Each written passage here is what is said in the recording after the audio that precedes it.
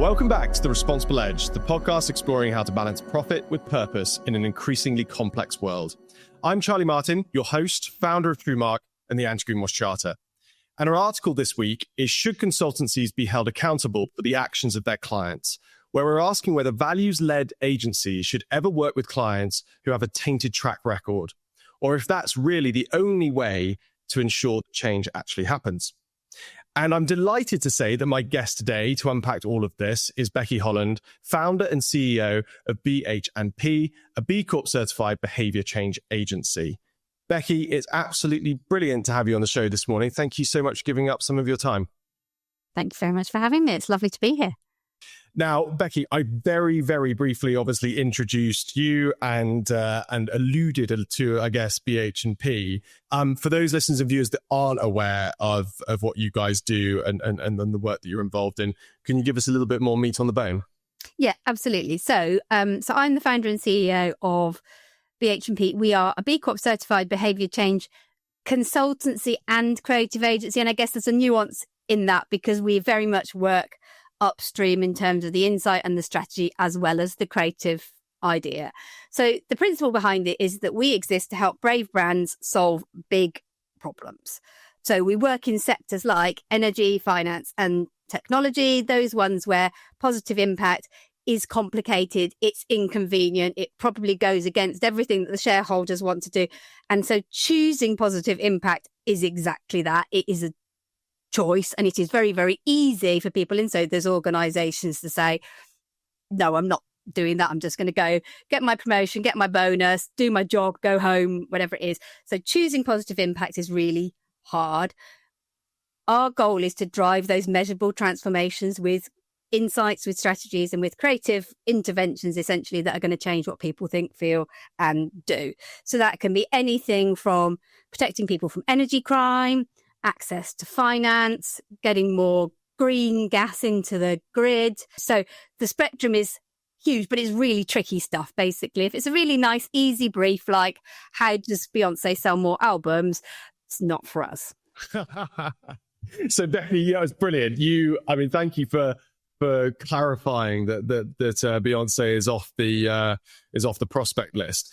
Out of interest, so you're fighting the good fight. You've taken on the really big challenges. Like what is that like for you as the founder and the leader of the organization? Like, what's that like for you personally? So I guess it's exciting but frustrating in equal parts. You get to be part of the conversations that matter, and you get to get up every day and think the work that I do makes a difference, and you can see that, you can touch it, and it also means you can hire fantastic people that come and work for you that share those values. So in terms of hiring, like, big tick, you don't really have to worry about that.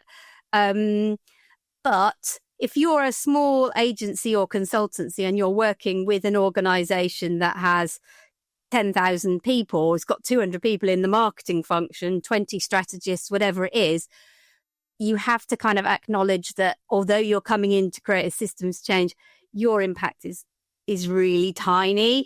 And so there have been numerous, really exciting things from my perspective that we've wanted to work on over the last year that haven't come to fruition because of politics and all the rest of it. And that is a big frustration. And sometimes you go, what, we're going to do this project, which is just a creative project, and we're going to do some nice marketing because that's where the money is. But it's not where our hearts lie, I suppose. And I guess my frustration would be, I would love 100% of our work to be driving positive change all of the time. It almost is, but there are the occasional things where you think, somebody else could have done that. It just needed a really good designer. We just happened to be in that place at that time. That's fascinating though, Becky, because in that circumstance, getting into that, are those sort of the types of organizations that you are working on, real positive, purpose-driven sort of change campaigns that just happen to have a requirement for something that doesn't sort of fit within to that remit? Or is this a totally different type of client and organization that ultimately just wants some good marketing done and it doesn't really have that kind of impact at the heart of it? I'm going to say that the thing that binds them together is the people that we work with rather than the type of organisation. So yes, we do quite a lot of stuff in energy. Yes, we're quite experienced in finance and in tech. But where we succeed is when there is a kind of an internal champion. And that doesn't matter whether that's the founder or the head of strategy in a purpose-driven e-commerce brand, or if it's the person that's heading up a particular division within a gas distribution network. We also do quite a bit of stuff with industry bodies, but it's somebody that says, I've got this tricky problem and I need somebody to help me do it. So I'm quite happy. I mean, the meeting I had before I came on this podcast is with a group of people that have created a tech startup, which is tackling a particular challenge around adoption of AI and making that accessible and using it in the right way. It's classic, B2B marketing stuff, but we're adding a behavioural lens to it.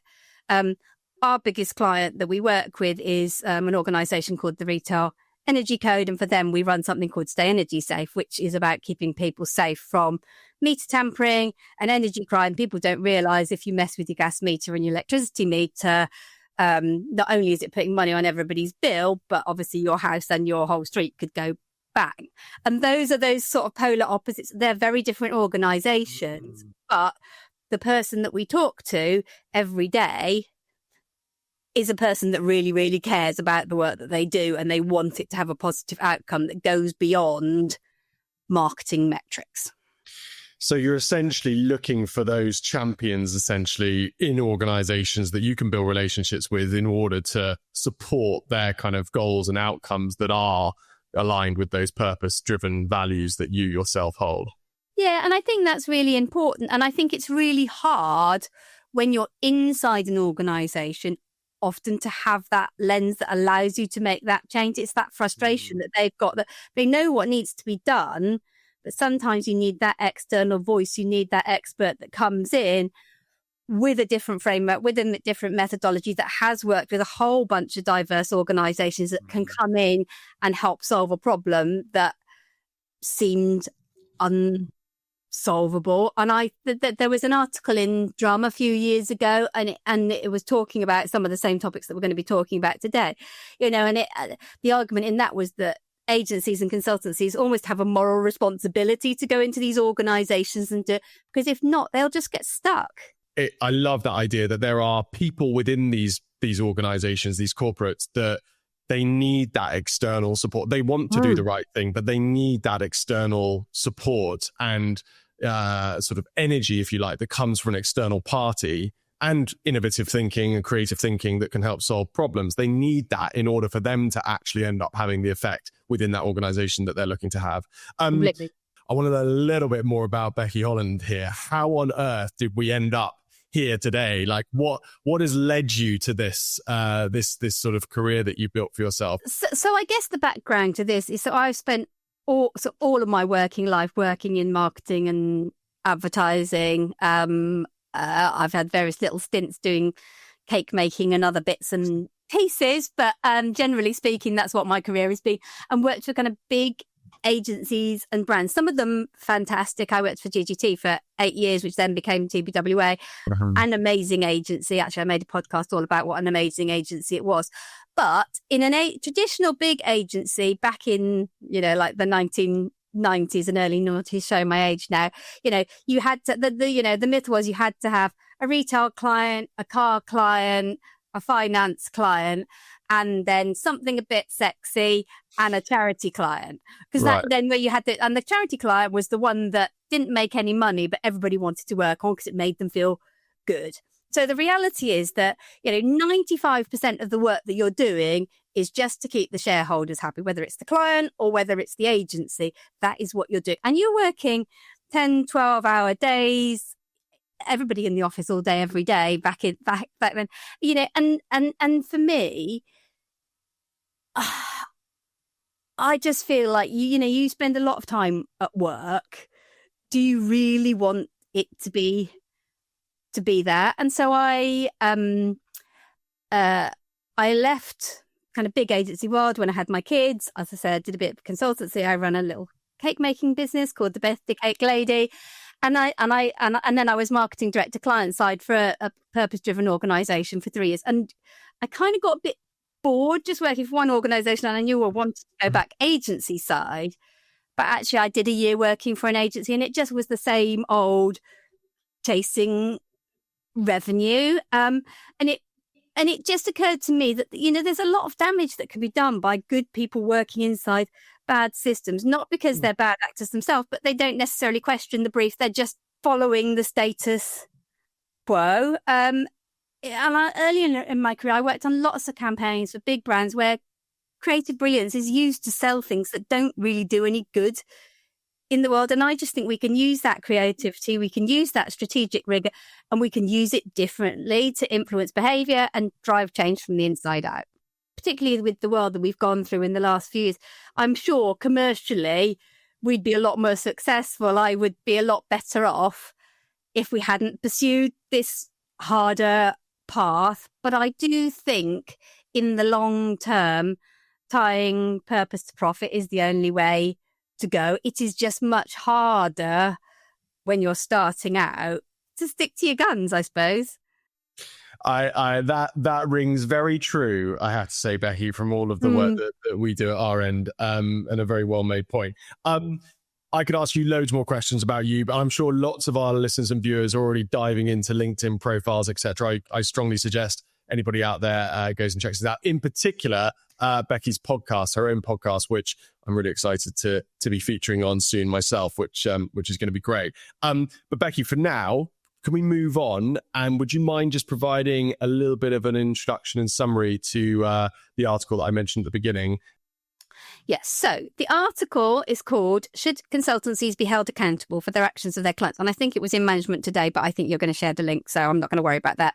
For me, it raises an uncomfortable but really important question for this, which is this idea that should consultancies and agencies take some kind of responsibility when they're working with an organisation that enables harmful outcomes? And I'm choosing my words quite carefully, because I think you can work for a good organisation that's still enabling harmful outcomes, and equally you can work for a company that works in fossil fuels but is trying to do good. So it's a bit nebulous. But the principle of the article is, can agencies and consultancies hide behind this idea that they're a neutral advisor?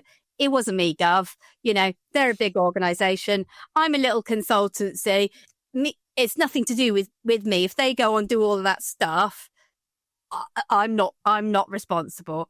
And in the article, it contrasts that with firms that have arguably crossed ethical lines. So there are various things in there. It talks about Havas taking on the Shell account, which they did in 2023, and then they subsequently lost their B Corp status as a result of that. And there are lots of other examples. So McKinsey, for example, had arguably a role in the opioid crisis with work that they did with the pharmaceutical company that, supported addiction. And so if McKinsey is working with that pharmaceutical company, regardless of whether they're working on that project or not, in fact they were, are they culpable?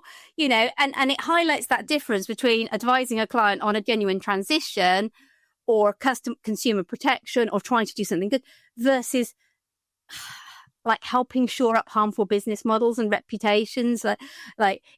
The Shell example is a really interesting one, because 90-something% of their revenue comes from fossil fuels. So anything that you do to help build their brand's reputation is arguably causing harm. Irrespective of whether or not that particular campaign or strategic piece that you're working on with them is formed part of that 10% that's realized through renewables, i.e. it doesn't matter the nature of the work that you're doing. The fact that you're just working with that entity means that you're raising their profile.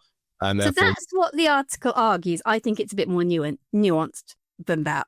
So I think that if, as we do, you work with organisations that are on the edge of this, you have to really take a strong view on it. What is the transformation they're trying to drive? Or what is this piece of work that we are doing designed to do, not just what's written on the brief that comes from the client, because they're going to make sure that it's written in such a way that it doesn't look like it's greenwashing or green hushing or any of that stuff. They're going to write it as, we are Shell and we are fueling the transition to green fuels and we want to create this wonderful campaign that shows windmills and all the rest. So that's what the brief's going to say.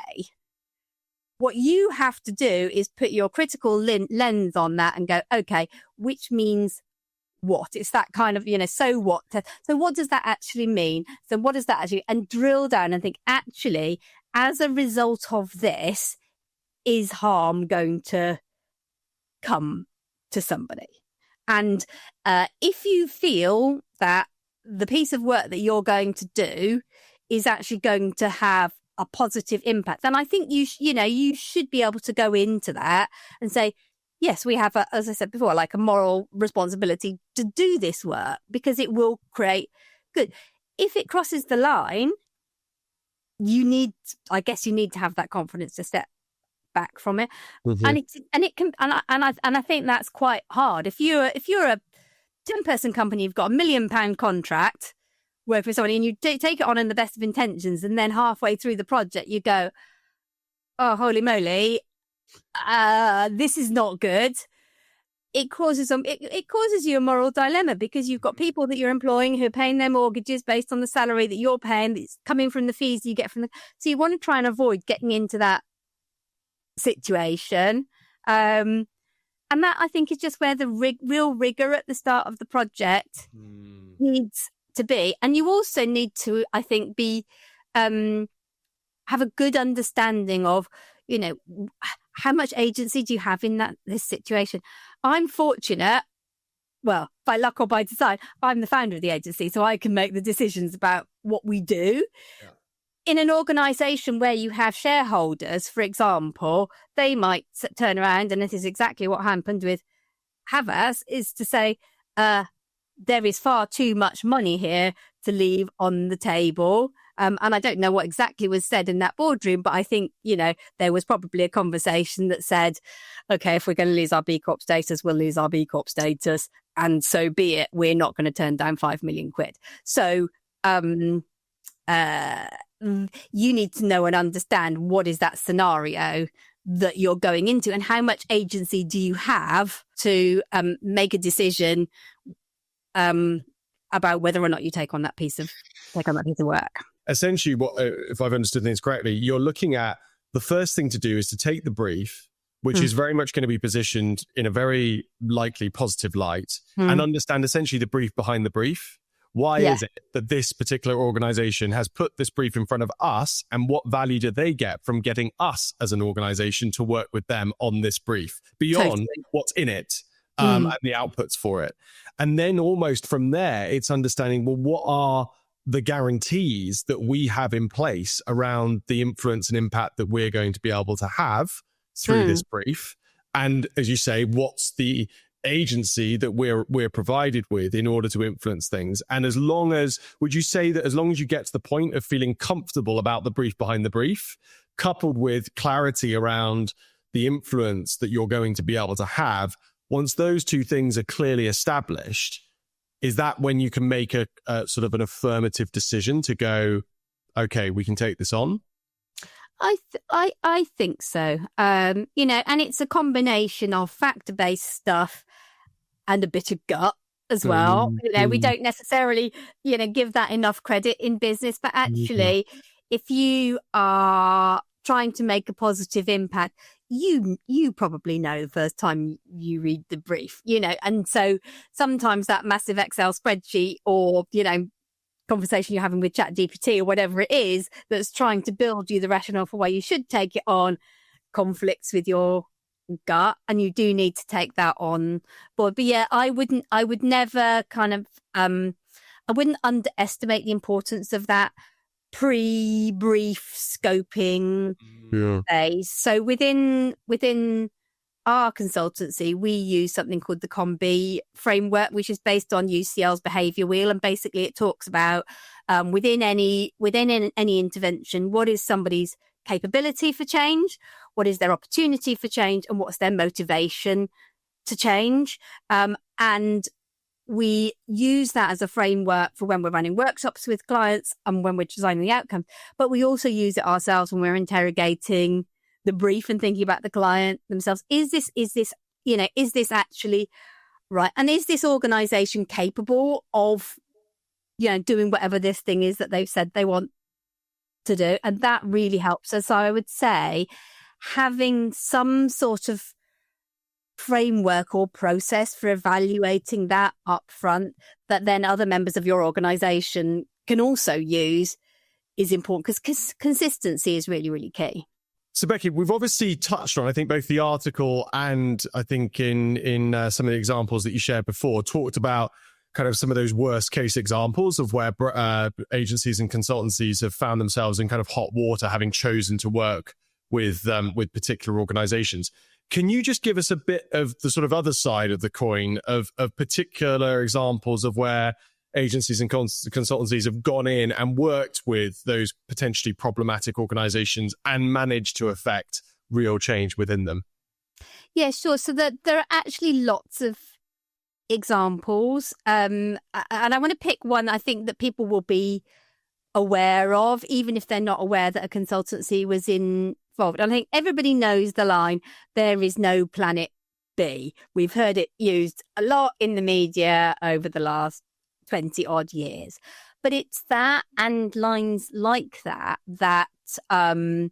I guess we're involved in a bit of a push in Marks and Spencer's back in the early noughties to try and affect some change. And M&S isn't your obvious kind of model citizen when you're thinking about organizations and their impact. They're a large global retailer, so they have, potential high impact and high harm issues. There's plastic waste, there's textile waste, there's carbon intensive supply chains, fast fashion, labor, food waste, international sourcing, whole bunch of stuff that clearly their footprint is big. Now, when you look at that, it is very hard to go, well, how can you create positive change in something that's so complex? But actually what they came up with, and you will see it in Marks and Spencer today, it was launched in 2007. You see it there today, which is this idea of plan A. There is no plan B, so we need plan A. And it is one of the most progressive retail sustainability programs of all time. Mm-hmm. So some of the things that have come from that are things like there is zero waste that goes to landfill across the UK operations for M&S. 100% of their wood and their cotton and their seafood is sustainably sourced. So clearly they source other stuff, mm-hmm. but they've got those three lines. And they've got some real commitments that are industry leading around things like animal welfare and supply chains, circularity in textiles. That, if you go into M&S these days, they have these take back bins where you can, bring back your old M&S stuff. And I can't remember what it is, bring back 5 things and get a voucher or whatever it is. Or they say that they're carbon neutral across their operations. There are not a lot of retailers that can do that. In order to do that, you really have to challenge leadership. You're having conversations about policy, you're setting targets, and then you're thinking about how do you communicate that internally with the supply chain, with stakeholders, with employees, and with consumers. It's only something like 82% of employees believe company purpose is really, really important. It's from a McKinsey study, I'm going to say from 2021. And you just think about that in that context. Like, if you are in an organization like M&S, putting something like Plan A in place is going to have a huge impact. The types of people that you can hire. And I am certain that having put this in place in 2007, and we're nearly 20 years later, the organization as it stands today has been transformed in so many ways by that. What's the agency or third party that worked with them back in 2007? I want to give them some credit on this plan. They were called, I don't know if they still exist, hopefully they do, they were called Forum for the Future.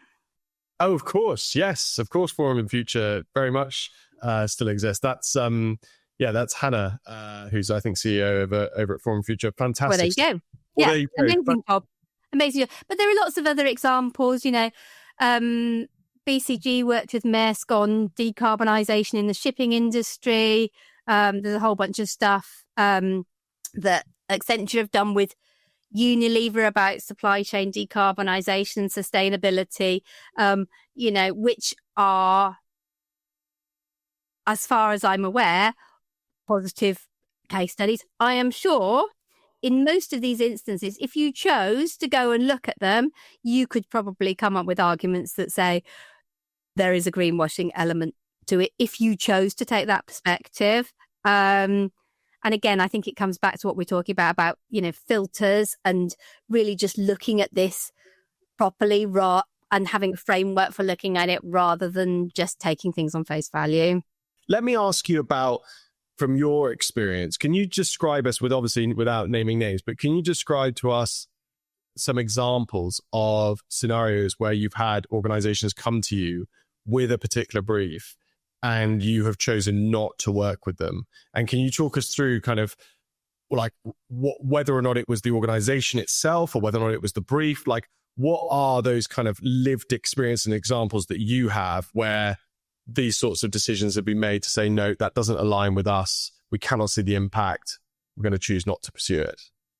So actually, and controversially, I'm going to say I haven't really had to do that because I think the way we market and position ourselves and the fact that I'm quite passionate about it and I've got my own podcast and I talk about it, I don't think they're going to be coming to us. I mean, there've been a few. We're part of an agency network where occasionally you get asked to tender for projects, and there have been ones that have come in where you think, oh no, we're not going to put ourselves forward on this RFP.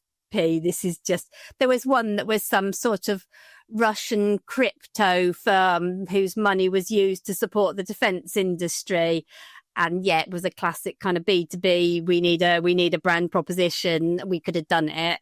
And it's like, oh no, we're not going for that. But I mean, in that instance, we didn't even talk to the client. We just saw the brief and went, no, not for us, not a good fit. But generally speaking, those opportunities don't come up because I think people that know me and know the organisation that I run wouldn't be interested in working with us probably. It's really interesting. Like I'm going to share a bit of our own experience at the Charter. Like we have had some organizations that have applied to join or certainly inquired about joining the Charter that it became fairly evident that essentially it was a greenwashing tactic to even consider pursuing status. And I think, for us, we've got our kind of quite clear framework, if you like, around assessment and looking for organizations that have clearly got a track record of issues around misinformation. And therefore, that's our major red flag to say, well, look, if you've got a pattern like that, then, representing you as a signatory of the Anti-Greenwash Charter is not right because you've proven that you are that type of organization. So it comes back to your point before, doesn't it? That we just need to have really clear, sort of almost transparent frameworks that we can matrices that we can use in order to determine what a correct type of organization to work with looks like and those that don't. I think I think you've touched on an interesting point though, because as soon as you start creating standards and you start creating rules,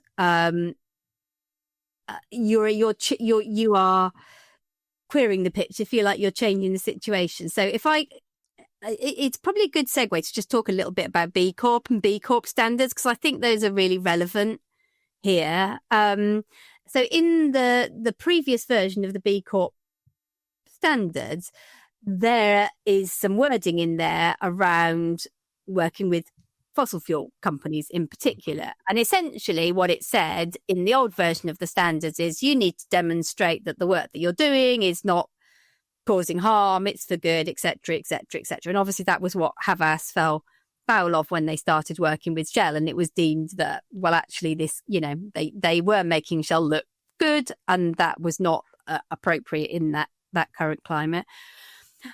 But in a response to that, B Corp have tightened up the standards. So the new rules, and B Corps do, I think, have a whole sort of recertification process period, if you like, which is 3 years.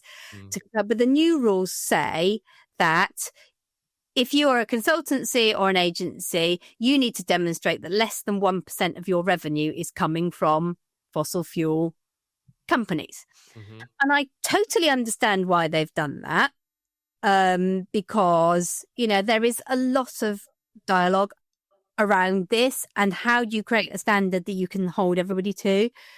But I think it potentially goes against the opportunity to get inside those organizations and cause good. It doesn't really directly affect us at the moment because we are not working with fossil fuel producers. We are working with different types of organization in energy and finance, in tech. But I do wonder whether it would conflict with our vision to make inside out impact down the line. If we were to secure a number of opportunities with fossil fuel companies, for example, to get more green gases into the grid and remove the reliance on fossil fuels and help with a behaviour change project around that, I would want to be able to do that. That's something that's really exciting to me. But actually, according to the new standards, we would almost certainly lose our B Corp certification for doing that. And again, it's not a problem that I've got at the moment, but it's definitely something that I'm thinking about. It's a fascinating kind of area, I think, to kind of conclude and get your now magic wand with, which I'm intrigued to see what you're going to do with it. Becky, if I was to hand you a magic and you could change one thing about the commercial world this instant, what would it be? Okay, so I'm obviously going to break your format immediately and say I'm going to change two things. Oh, excellent. You go for it.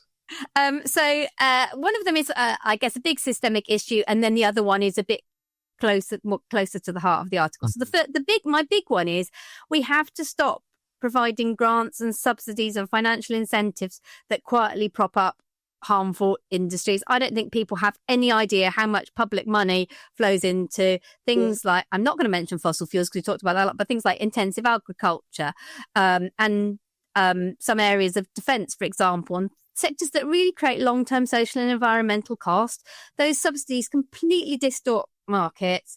They make harmful practices look economically rational, and they blunt the impact of everything that you're trying to do. It makes it really, really difficult then for, a small agency or consultancy like us to go in and create positive change because there's just so much money being thrown at the opposite side of the fence. So that's kind of number one, which is a little bit tangential to the article, but I think it's a really important point to make. The second wish, we definitely need a magic wand for this, is how do you hardwire accountability into commercial decision making, especially in the consulting and agency world. We're still very quick to kind of separate commercial work from consequences. And I think if every single agency or consultancy had to demonstrate not just what they've delivered, but what impact has it had on society, on the environment, or on governance, or whatever, I think it would change the incentives, and you would stop seeing brilliant creative talent being used to promote harmful behaviors. I mean, we haven't even started talking about fast fashion, but we need to stop. People need to be accountable for that. And I think if you did that, you would see more people bringing their creativity and their expertise to the work that genuinely makes the world a better place. Becky, I love both brilliant suggestions. That is naughty that you've gone for two, but I think it was well worth it. Brilliant. I want to pick you up. The first one was brilliant, but almost another separate conversation. The second point, obviously, as a B Corp, you produce impact reports annually. Is that right with B Corp? Annually, yes. Yeah. So what you're describing there, the immediate thought that just came to mind is almost like a client impact report, like the idea of actually, having to, as an agency or a consultancy, state clearly the impact that the work that you have done with your clients has had. Is that something that's factored into your impact report, or is your impact report very much focused on your own organization's operations? So it's a big part of our impact reporting is actually the positive impact that the work that we had for clients is. And so we haven't done the recertification under the new standards yet. We don't have to do it until next year. So I can only talk about what we've done in terms of the existing standards. But yeah, what you find when you fill in the sort of the million-page B Corp questionnaire is there are questions and sections that are sort of hidden unless you answer a magic question, and then suddenly this whole new area emerges. And client impact is one of those big areas. And when we first certified, we filled in a whole bunch of stuff around the types of client and the work that they're doing, and it opened up a whole nother area, and we report on that. And particularly we report on what percentage of the work that we do has a positive impact and how do you measure it. We are in the very early stages of measuring that. I would love to put together some kind of framework where we measure behavioural impact and make that part of our agency's IP. We are not there yet, but it's on my wish list for the kind of the 5-year plan that we're able to measure that better, and we can create a standard that other people can follow. I think that sounds like an absolutely sensational thing to add to your, I know, growing list of things to do, but I think, and Becky, I tell you what, if you've enjoyed today's conversation, we'd love to have you back on to perhaps, when that's ready, we can use a show to sort of flag exactly what's involved. But Becky, thank you so much for joining me this morning. That was, I know, a whistle-stop tour, but some really interesting insights, especially from somebody who, is living and breathing this topic, if you like. And really, really helpful stuff. So thank you for joining me. Thank you very much for having me on the show. I've really enjoyed it. And that's all for today's episode of The Responsible Edge. A big, big thank you to Becky Holland for joining me on today's show. This episode was brought to you by TrueMark, the mark of trusted communications. Visit truemark.com to learn more. I'm Charlie Martin. Thanks for listening. And don't forget to subscribe, share, and leave us a review. See you next time.